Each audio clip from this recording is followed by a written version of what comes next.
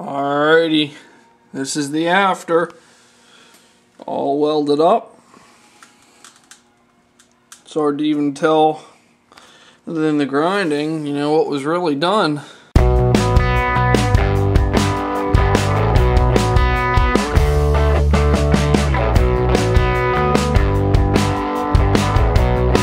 Alright, we're finally coming back to the project here. Been away for a little bit doing the maple syrup tapping. I wanted to do both videos of the truck and the tapping of the maple trees and the syrup and all that, but it kind of just got to be a little too much. I didn't have enough time to do both, and after I had put all the taps in, it was kind of no going back. Not that I didn't want to do it at all, but I kind of stepped away from the truck project here just for a couple weeks. Like I thought I might have to, but we're coming back to the project. Like I said, our next issue we're running into, because I'm waiting for some panels to show up. I'm getting a full-length rocker panel for both sides and some door skins. Those aren't here yet, so I'm kind of stopped with putting the body back together. As you've seen in a little clip earlier, I got the cab all set in. It's all straight. Everything's where it should be, welded in, smoothed up, so all that's set in and looking good. So my next real issue with this is that the cab that I have here is, what do I want to say, it has a manual heater, or just heat, the cab that I put in. The four-door cab had factory AC, which makes it a little bit different, and I'll show you that here in a second. So we're going to have to fabricate the firewall just a little bit on that one area to make the AC fit, because I'm not going to take it out. I'd rather just keep it. It's just not going to be hard to put that AC in there, and I'd just rather have AC in it, especially, you know, driving in the summer and whatnot. So that's about it. I'll show you guys what we're going to do next here. My thoughts with it are that I'm going to get a piece of cardboard, go outside, and I'm going to make a template from the old cab. I still have the old front section I took off. I didn't scrap it yet, but it definitely needs scrapped. But I'm going to make a template of what I need off of that so we could make it onto this. So I'll show you guys what we're going to do here. Okay, maybe a little hard to see, but as you can see, there is only a hole on the left there. The furthest left was where the blower motor bolts on, and then the heater core would go through there. Alright, now give me a second here because I'm sitting on the rad support.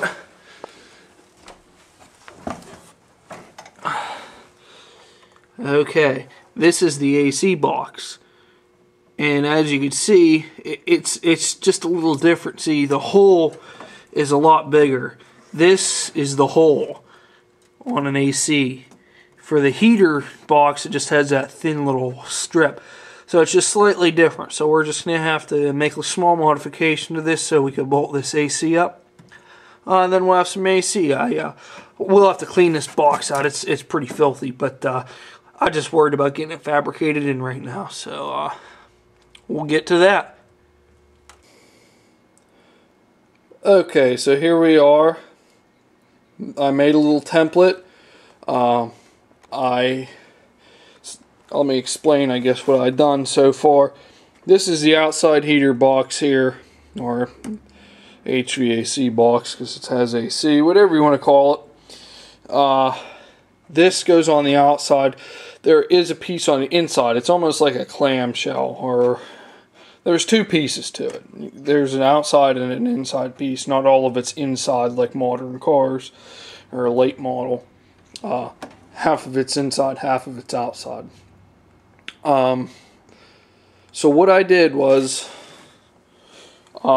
this end of this blower motor here, this half of the cage is the same. And when I mean that, I mean like from here over is the same. There's no different blower motor or anything. And then this bolt hole right here, and then there's one down below there that match up to that hole there, and the one down there on the firewall. And I bolted the whole case up. I marked the holes that needed to be there.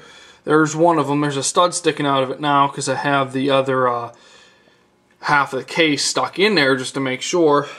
And there's also a hole down there with a stud sticking out. It seems crooked because it's loose in the case, but there it went.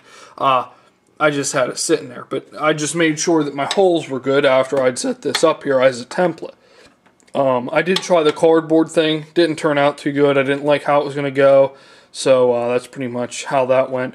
I just took 2 little notches out of here just to make room because the heater core is inside now, as opposed to if it just had heat on these trucks, they put the heater core outside. So that's pretty much the difference in case you were curious. So they moved the lines where they go in at are in a different location. So I moved those 2, cut a little notch in there. Now what I'm going to have to do is just imagine that this was filled in except those 2 holes. There's going to be 2 circular holes right here and about right here to where the lines come out at. You can see the lines there. And it'll just be closed in, and then we're kind of moving this hole over to about here.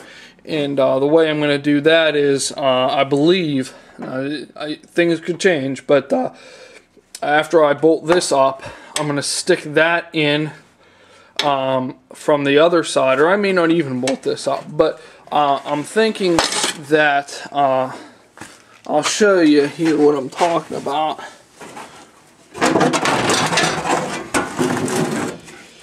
Take this down out.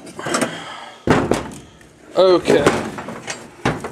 Looking at this thing, I understand it is a little dark in the cab here, but this section right here is what needs to stick through the firewall. That's all I need to make stick through the firewall. The rest of this will sit flush. See how there's like a lip there? This will stick through the firewall. This will stick flush with it. This piece here on the inside. Same all around.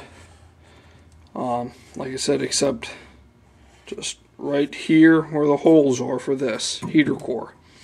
And that's pretty much it. After I cut that hole, I'll fill that in, and that'll be that. So I'm going to continue here. It's a little boring if I just record this, I think. So I'm going to just continue on with it, and I'll check back with you guys and let you know what's going on and how we done.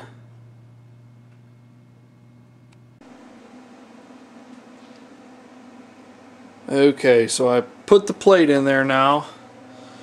I just made a template, then cut a piece of sheet metal out and just have it tacked in there right now. And I will finish weld that in there. Or actually, excuse me, I'm not going to finish weld it completely. I'm going to keep putting, I'll put more tacks around it, the whole thing. But the only reason I had to put that in there was more for an air dam, so the air isn't going to escape through where this hole would have been. And I also did, I did not cut out yet where the new hole is going to be right here. So this piece here is going away right there. But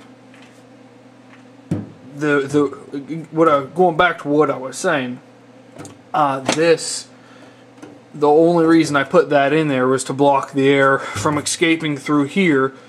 Well, not here, but into the inside part of the HVAC unit, and it wouldn't work right. So this doesn't have to be like structural. It's not. That's not the intent. It's just to more or less just block the air from escaping through there. So I'm just going to make it secure, which is pretty much secure now. But we'll add a few more tacks to it, and that'll be that. I'll shoot some black paint over it so it won't rust out. in the future, but that's pretty much about it.